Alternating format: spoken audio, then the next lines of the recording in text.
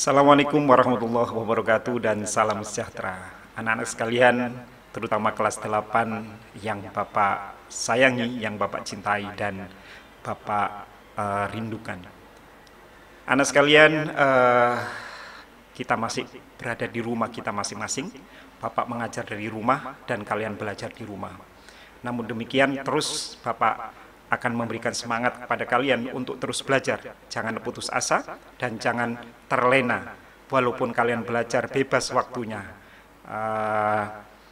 tidak harus belajar sampai dari jam 8 sampai jam 1. Nah, anak sekalian, minggu-minggu yang lalu kita pun sudah belajar tentang masih dalam bab 2, anak sekalian, tentang Undang-Undang Dasar 1945.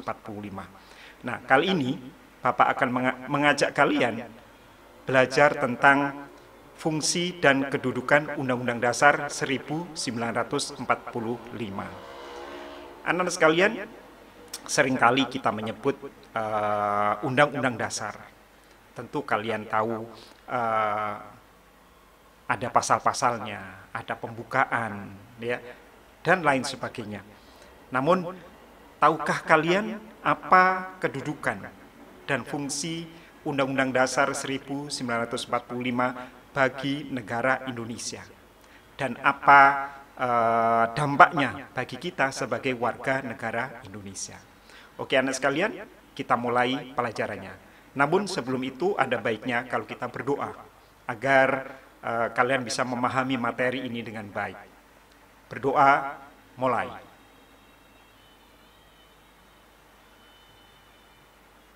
Selesai. Mudah-mudahan doa kita diterima oleh Allah Subhanahu wa Ta'ala. Oke, anak sekalian, inilah materi kita hari ini, kedudukan dan fungsi Undang-Undang Dasar 1945.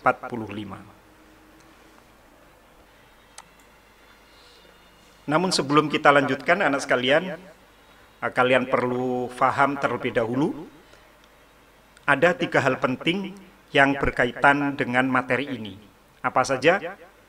Kita lihat.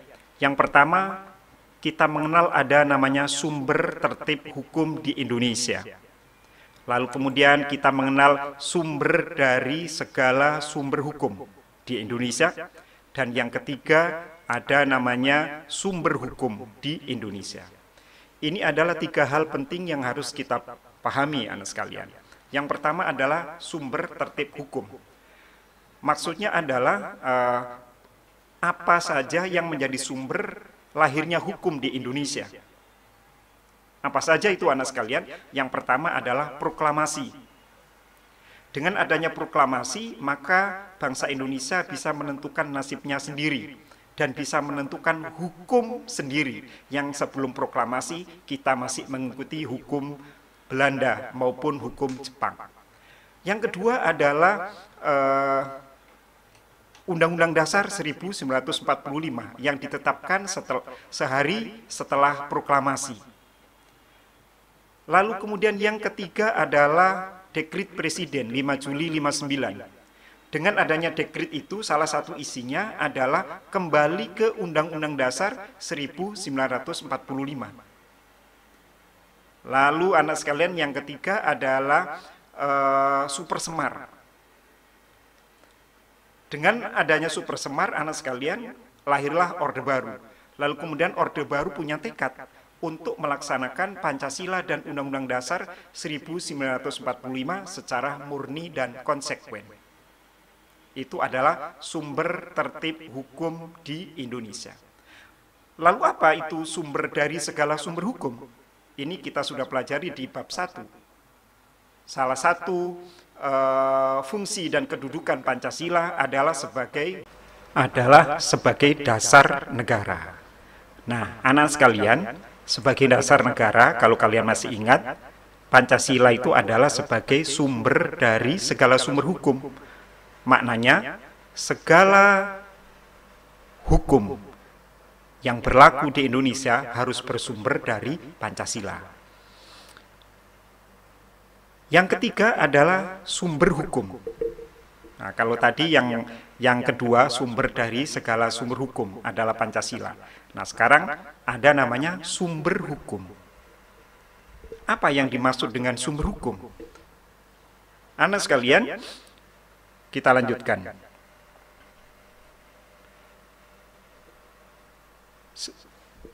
Yang pertama adalah kedudukan Undang-Undang Dasar 1945. Nah, anak sekalian, ini berkaitan dengan yang ketiga tadi, yaitu yang ketiga adalah sumber hukum. Berkaitan erat dengan kedudukan Undang-Undang Dasar 1945. Undang-Undang Dasar 45, Undang-Undang Dasar Negara Republik Indonesia tahun 1945 memiliki kedudukan sebagai hukum dasar.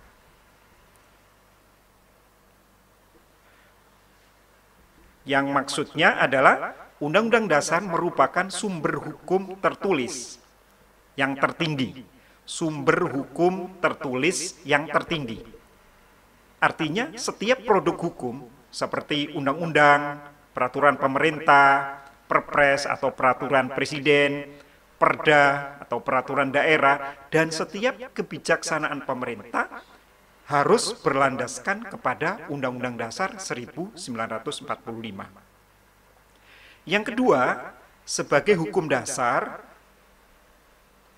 Undang-Undang Dasar Negara Kesatuan Republik Indonesia tahun 1945 juga sebagai alat kontrol, yaitu mengecek apakah norma hukum yang lebih rendah. Nah, nanti akan Bapak jelaskan apa saja norma hukum yang lebih rendah dari Undang-Undang Dasar. Nanti kita akan belajar tata urutan peraturan perundangan di Indonesia. Harus sesuai dengan ketentuan Undang-Undang Dasar 1945. Jika sesuai dengan Undang-Undang Dasar, maka undang-undang atau peraturan yang ada di bawah Undang-Undang Dasar bisa terus berlangsung. Tapi jika dianggap bertentangan dengan Undang-Undang Dasar 1945, maka peraturan tersebut harus digugurkan. Ya, seharusnya memang otomatis tidak berlaku. Namun untuk mengatakan bertentangan atau tidak, anak sekalian, suatu peraturan itu harus dibawa ke Mahkamah Konstitusi dulu. Akan diuji apakah bertentangan atau tidak.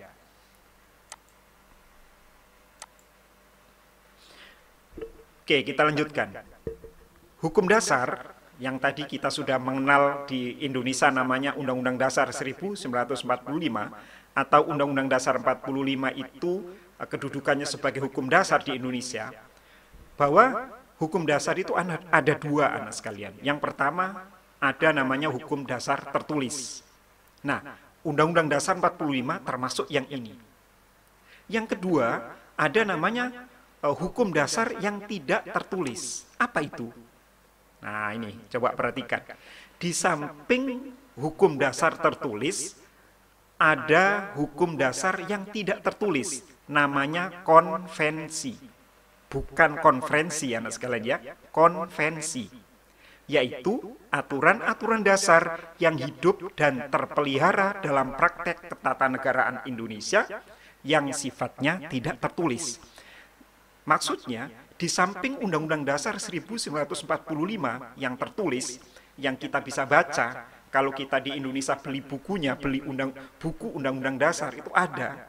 Mulai dari pasal 1 sampai pasal 37, kalau kita kupas, sebenarnya pasalnya ada 73 ya, setelah amandemen Undang-Undang Dasar 45. Itu ada namanya konvensi. Aturan-aturan dasar yang wajib ditaati. Wajib ditaati itu artinya mengikat. Baik itu oleh negara, lembaga negara, pejabat negara, maupun oleh seluruh warga negara Indonesia. Contohnya, anak sekalian, upacara bendera setiap tanggal 17 Agustus memperingati kemerdekaan Republik Indonesia. Aturan yang mewajibkan untuk upacara setiap tanggal 17 Agustus itu enggak ada. Aturan tertulisnya tidak ada. Tidak ada di dalam Undang-Undang Dasar. Tidak ada di dalam undang-undang. Bahwa ada peraturan yang mengatakan wajib upacara bendera. Itu nggak ada. Yang ada adalah tata cara upacara bendera, itu ada aturannya. Yang kedua, setiap sebelum tanggal 17 Agustus 45, Presiden itu wajib berpidato di depan sidang DPR, anak sekalian, di gedung DPR. Biasanya akan dilakukan tanggal 16 Agustus, sehari sebelum peringatan 17 Agustus. Nah, itu juga nggak ada aturannya. Bunyinya yang mengatakan presiden wajib, itu nggak ada. Tapi ini sudah menjadi konvensi, peraturan yang hidup dan terpelihara dalam praktek ketatanegaraan, walaupun nggak tertulis, karena sudah dilakukan oleh presiden-presiden zaman dulu, yang mulai Soekarno, Soeharto, ya, secara berulang-ulang, sehingga menjadi kebiasaan. Kalau sudah menjadi kebiasaan, kemudian menjadi hukum dasar yang tidak tertulis. Yang ketiga, memasang foto presiden dan wakil presiden di kantor-kantor pemerintah. Ya, itu hukumnya wajib. Kalau kalian pergi ke kantor-kantor pemerintahan, kalau di sini misalnya di sekolah, ya sekolah itu punyanya pemerintah, lalu kemudian ke kedutaan, itu wajib. Pasti kalian akan menemukan foto presiden dan wakil presiden. Nah, bagaimana kalau di rumah-rumah kalian sendiri? Boleh saja, itu hukumnya tidak wajib. Yang keempat, misalnya mengibarkan bendera, memasang bendera di halaman kantor-kantor pemerintah. Itu juga tidak ada aturan yang mewajibkan. Tapi itu wajib karena ada aturan yang tidak tertulis. Itulah anak sekalian namanya konvensi atau hukum dasar yang tidak tertulis. Nah, sebagai hukum dasar, anak sekalian, Undang-Undang Dasar merupakan sumber hukum tertulis tertinggi setiap produk hukum. Hukum apa saja, ya, kita melihat seperti undang-undang, ada juga Perpu, PP, Perpres, Perda, ya, lalu kemudian peraturan desa juga harus bersumber dari Undang-Undang Dasar 1945. Dan yang kedua sebagai alat kontrol, ya tadi sudah Bapak jelaskan. Nah, sekarang kita bicara soal peraturan-peraturan yang ada di Indonesia. Tata urutan peraturan perundangan pertama kali diatur di dalam ketetapan MPRS nomor 20 MPRS 1966 yang kemudian diperbarui dengan ketetapan MPR nomor 3 MPR tahun 2000. Dan terakhir diatur dengan Undang-Undang nomor 10 tahun 2004 tentang pembentukan peraturan perundangan, di mana dalam pasal 7 diatur mengenai jenis dan hierarki itu tingkatan, urutan tingkatan dari atas ke bawah, peraturan perundangan yang antara lain. Jadi ini maksudnya anak sekalian, di Indonesia itu ada namanya peraturan perundangan. Nama-nama peraturan perundangan di Indonesia itu apa saja? Selain Undang-Undang Dasar. Jadi di bawah Undang-Undang Dasar itu ada peraturan-peraturan yang dibuat oleh lembaga resmi negara. Apa saja namanya? Kita lihat. Yang pertama, ya tentunya Undang-Undang Dasar. Ini nomor 1 sebagai sumber hukum tertinggi tadi. Ya. Yang kedua, undang-undang. Ini yang terbaru ya. Jadi kalau dulu nomor 2 itu namanya TAP MPR. Sekarang TAP MPR sudah tidak ada. Yang nomor 2 adalah undang-undang atau disingkat UU. Atau peraturan pemerintah pengganti undang-undang atau biasanya disingkat dengan Perpu. Apa anak sekalian? Perpu. Apa bedanya? Kok di sini atau bukan ditaruh nomor 3 perpunya? Jika tidak ada undang-undang, sementara ada sesuatu yang keadaan negara yang bahaya, emergensi, gawat, darurat, maka negara dalam bertindak harus sesuai dengan aturan. Padahal aturannya yang berupa undang-undang itu belum ada. Maka pemerintah boleh atau diperbolehkan membuat peraturan setingkat undang-undang, namanya Perpu. Jadi Perpu itu dibuat ketika negara dalam keadaan darurat. Setelah negara tidak lagi darurat, maka Perpu itu harus dibahas di sidang DPR. Kalau DPR menyetujui, maka Perpu akan menjadi undang-undang. Kalau tidak disetujui, maka Perpu akan dicabut. Nah, misalnya Perpu tentang penanggulangan tsunami dulu di Aceh. Ketika ada tsunami, tidak disangka musibah yang begitu hebat, begitu luar biasa anak sekalian, bagaimana cara penanganannya? Pemerintah harus ada dasarnya, nggak boleh sewenang-wenang. Maka pemerintah segera mengeluarkan peraturan pemerintah pengganti undang-undang, agar pemerintah di dalam menangani itu ada dasarnya. Tidak ngawur, nah, begitu istilahnya, tidak ngawur anak sekalian. Dan banyak lagi perpu-perpu yang lain. Lalu kemudian yang ketiga ada namanya peraturan pemerintah, biasanya disingkat PP, dibuat oleh presiden atau pemerintah. Lalu ada peraturan presiden yang nomor 4, dan yang nomor 5 ada namanya peraturan daerah, atau biasanya disingkat Perda. Nah, Perda ini meliputi anak sekalian, ada namanya Perda provinsi. Ya, peraturan daerah provinsi dibuat oleh DPR provinsi bersama dengan gubernur. Yang kedua, peraturan daerah atau perda kabupaten kota dibuat oleh DPRD daerah kabupaten kota bersama bupati atau wali kota.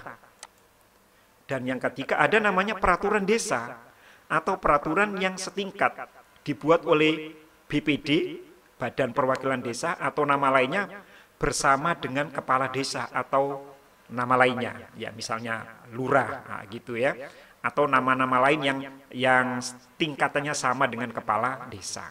Nah, inilah anak sekalian peraturan-peraturan, nama-nama peraturan yang ada di Indonesia. Ini namanya, dan dibuat secara resmi oleh lembaga-lembaga negara yang berwenang. Nah, kalau secara umum ini semua orang awam menyebutnya dengan istilah undang-undang.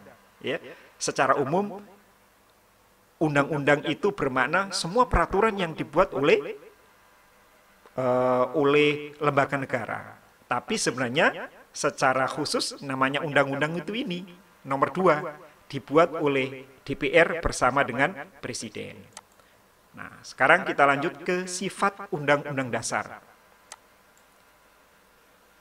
Anak sekalian, Undang-Undang Dasar 45 itu memiliki 2 sifat. Yang pertama, sifatnya adalah supel, elastis, lentur. Ya. Supel itu kalau orang itu supel, itu dia mampu menyesuaikan diri dengan keadaan. Itu namanya supel.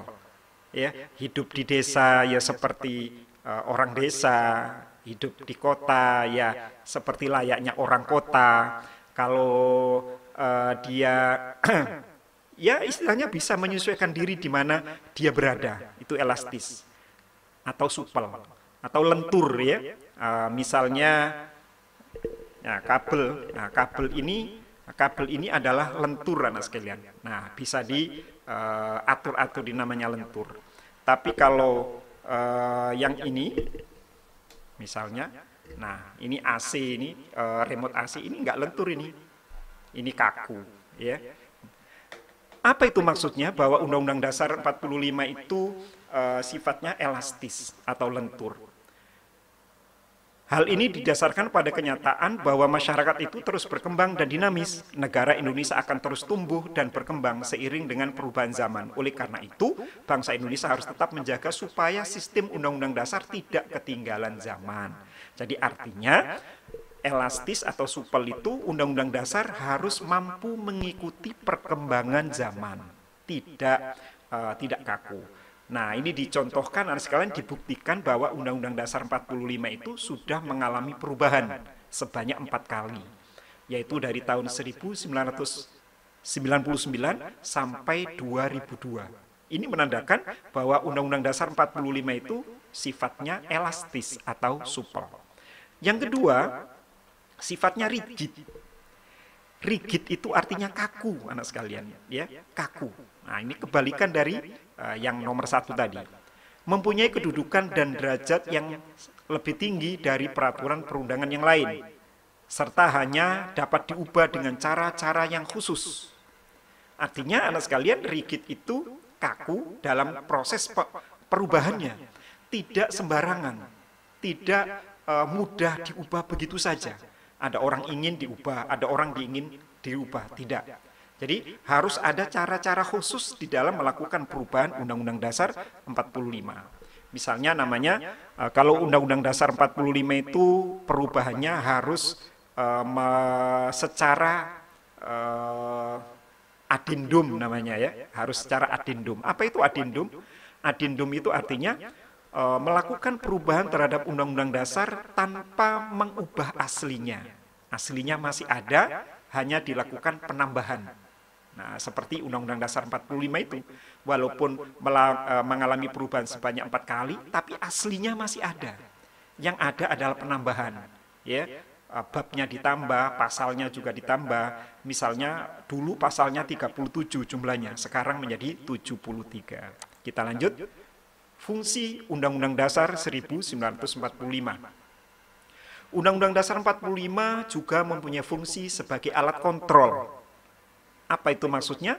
Dalam pengertian mengontrol apakah norma hukum yang lebih rendah berarti apa tadi? Undang-undang atau Perpu, PP, ya, Perpres, Perda, gitu ya, sesuai atau tidak dengan norma hukum yang lebih tinggi. Dan pada akhirnya apakah norma hukum tersebut bertentangan atau tidak dengan ketentuan Undang-Undang Dasar 45.